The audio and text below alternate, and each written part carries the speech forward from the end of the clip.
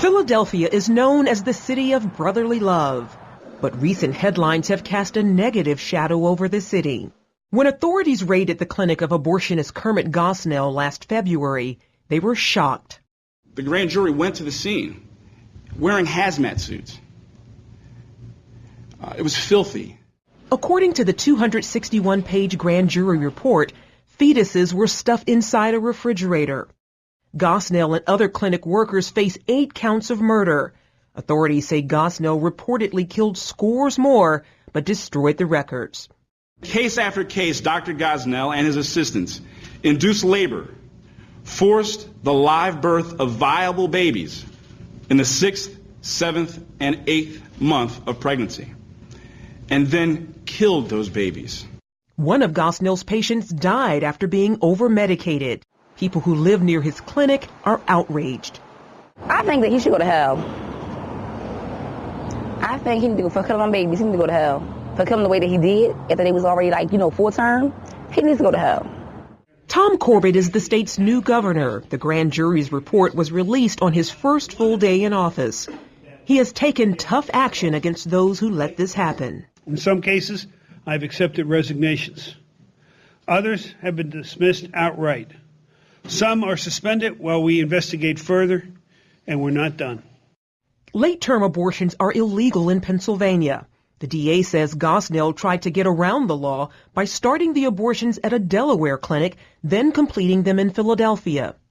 Pro-life pastors from across Delaware are pushing for action. The grand jury has evidence of at least 6 patients who were treated in Wilmington, then had abortions at Gosnell's clinic. We're looking at slaughterhouses. I'm not calling them clinics. They're slaughterhouses. The National Abortion Federation, which provides training, has now suspended work with the Delaware clinic, a move that only came after the grand jury investigation. Edelle Finnegan is director of the Southeast Pennsylvania Pro-Life Union. She recalls allegations from a client that Planned Parenthood frequently referred women seeking late-term abortions to Gosnell's clinic. And then she said, if you were at Planned Parenthood, they wouldn't do some of the abortions for you, but they would tell you about 38th and Lancaster. CBN News contacted Planned Parenthood of southeastern Pennsylvania about the charges. They declined our request for an interview, but released this statement. Planned Parenthood strongly condemns the alleged actions of Dr. Kermit Gosnell. Planned Parenthood has never referred any patient to Dr. Gosnell's practice. What authorities say was happening here at this clinic in Philadelphia has shocked and saddened the entire country. But it's what pro-lifers believe is continually happening across the country. This is not the first time. It's one of the worst cases of abuse that you can see. Abuse of power, abuse of the medical shingle.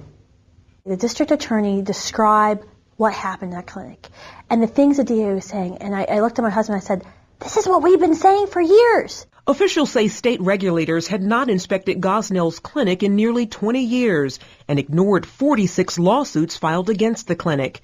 Governor Corbett has now introduced changes designed to protect the health and safety of women who use abortion facilities in the future. Among the new rules, abortion clinics must be inspected at least once a year. Clinics that fail to meet basic health standards will be closed. Abortion facilities will be added to the same Department of Health system used to monitor hospitals and other medical facilities. Pastor Herb Lusk of Greater Exodus Baptist Church runs a pregnancy care center in Philadelphia. This is our answer to the house of horrors that took place in Philadelphia that everybody in the country knows about now. His Hope Center counters that culture of death. I'm just thankful that we have a center here in Philadelphia that will navigate poor mothers and people who are expecting to places where they can have safety. It's convenient. They're wonderful. I actually like it. I like coming over here, so. Meanwhile, Gosnell is being held without bail and could face the death penalty.